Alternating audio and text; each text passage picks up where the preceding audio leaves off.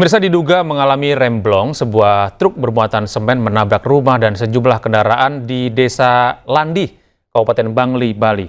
4 orang tewas akibat kecelakaan maut ini.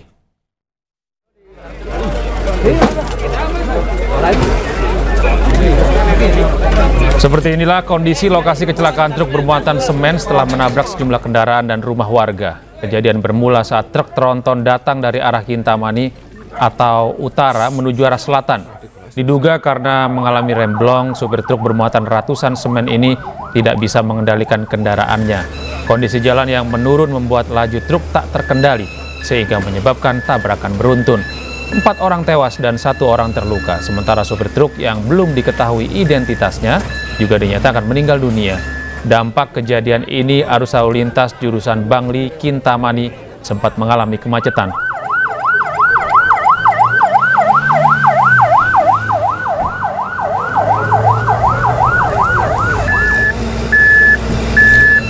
Dari Bali kita beralih ke Jakarta, pemirsa. Seorang wanita lompat dari lantai 19 apartemen Kalibata City, Pancoran, Jakarta Selatan.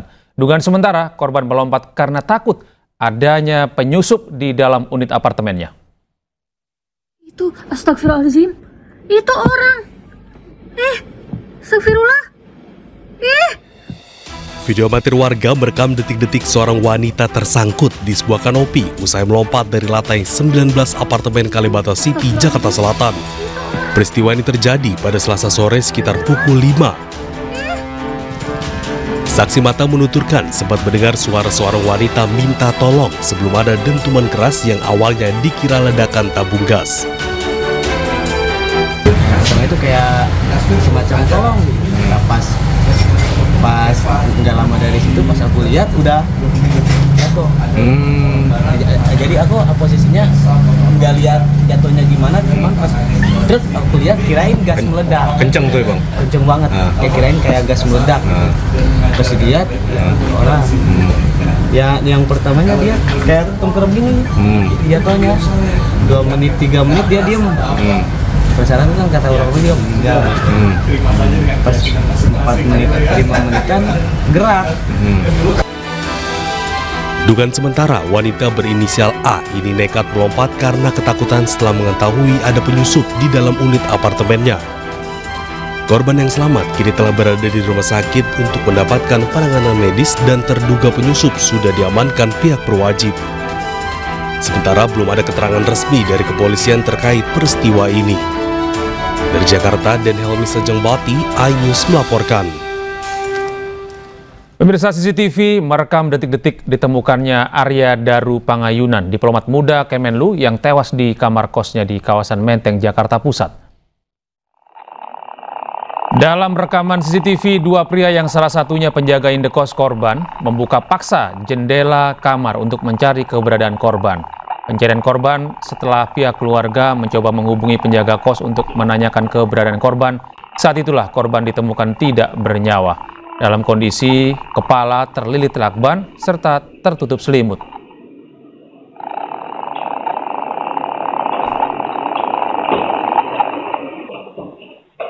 Dan pemirsa, untuk mengetahui perkembangan kasus kematian misterius diplomat muda Kementerian Luar Negeri, kami sudah terhubung dengan rekan kami Henry Aprila yang ada di Menteng, Jakarta Pusat. Selamat malam, Henry. Hari ini ada olah tempat kejadian perkara. Selamat malam. Untuk di lokasi kejadian sendiri, sampai sejauh ini kami lihat memang cukup sepi, bahkan tidak ada pengamanan khusus. Nah, sedikitnya kita tunjukkan bagaimana untuk masuk ke akses kosan sendiri yang berada di kawasan Menteng, Jakarta Pusat, yang merupakan kosan Gondang Dia International Guest House, di mana memang untuk lokasinya ini cukup sepi sekali. Bahkan pihak kepolisian pun juga sudah menelusuri ataupun melakukan olah TKP di lokasi kejadian.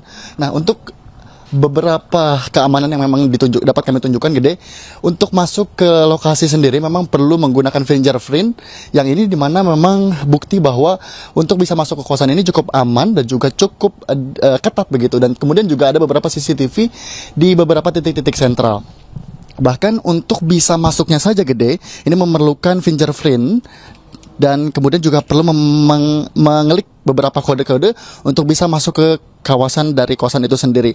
Bahkan sampai sejauh ini pihak polisian pun terus menelusuri insiden kejadian ini, yang dimana memang ini merupakan diplomat fungsional muda yang bertugas Direktorat Pelindungan Warga Negara Indonesia, Kementerian Luar Negeri, yang berinisial ADP dengan usia 39 tahun. Bahkan sampai sejauh ini pihak kepolisian pun sudah menelusuri sebanyak 5 saksi untuk menanyakan terkait dengan insiden terjadinya kejadian tersebut. Dan kemudian juga sampai sejauh ini pun pihak kepolisian akan terus menelusuri karena tanda-tanda yang ditemukan salah satunya adalah pintu terkunci dari dalam, kemudian juga kondisi kamar yang cukup rapi, bahkan juga beberapa alat-alat penting pun tidak hilang dan kondisinya memang cukup rapi. Namun yang menjadi hal janggal adalah korban ditemukan dengan lilitan lakban di wajah dan kemudian juga badan sudah diselimuti oleh selimut. Nah, ini yang menjadi satu perkara dan juga masih terus ditelusuri oleh pihak polisian untuk ditanyakan ke beberapa saksi yang akan ditanyakan, salah satunya adalah istri dan juga kepada pemilik kos itu sendiri. Dan kita akan terus pantau karena sampai sejauh ini masih cukup sepi, bahkan tidak adanya polis lain di sekitaran sini. Namun kembali lagi, kalau untuk polis lain sendiri sudah ditaruh ataupun sudah ditempelkan di lokasi terjadinya perkara seperti itu. Gede. Sana, apakah Anda melihat ada aktivitas penghuni kos yang lain di tempat kejadian perkara ini, Henry? Gede, kalau untuk beberapa aktivitas yang dilakukan oleh para pengunjung, maksud kami penghuni kos itu sendiri, memang masih ada beberapa aktivitas. Namun kembali lagi ini memang tidak ditutup secara permanen.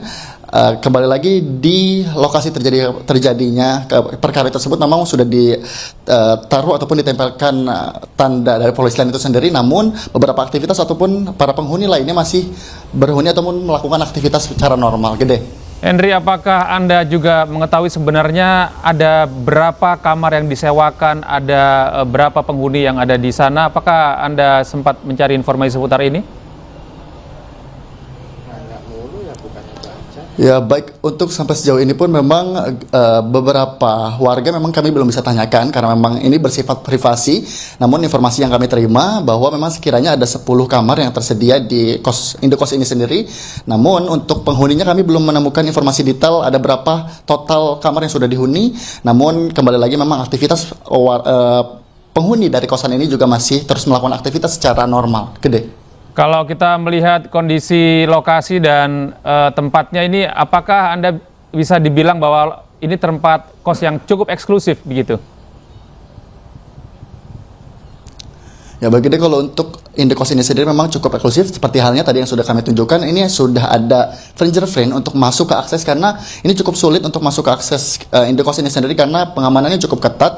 Bahkan di beberapa sudut juga sudah dipasangkan CCTV, tandanya indekos ini juga memang cukup eksklusif untuk bisa masuk ke dalam tanpa ada, maksud kami tidak sembarang orang bisa masuk ke indekos ini sendiri. Gede. Iya. Baik, terima kasih Henry April atas informasi Anda. Kami terus menanti informasi terbaru dari Anda. Selamat bertugas kembali. Ya, pemirsa, informasi berikutnya, Arya Daru Pangayunan, diplomat Kemenlu yang meninggal misterius berusia 39 tahun saat ditemukan. Ia berasal dari Janti, Banguntapan, Bantul, daerah istimewa Yogyakarta. Arya Daru Pangayunan merupakan alumnus hubungan internasional Universitas Gadjah Mada. Sepanjang karirnya, Arya pernah bertugas di sejumlah kedutaan besar Indonesia dan luar negeri. Arya Daru juga memiliki akun Instagram yang cukup aktif, mengunggah postingan dengan total memiliki 1.311 pengikut. Dalam bio-nya, Arya menulis bahwa dirinya sangat mencintai dunia penerbangan dan aktivitas traveling.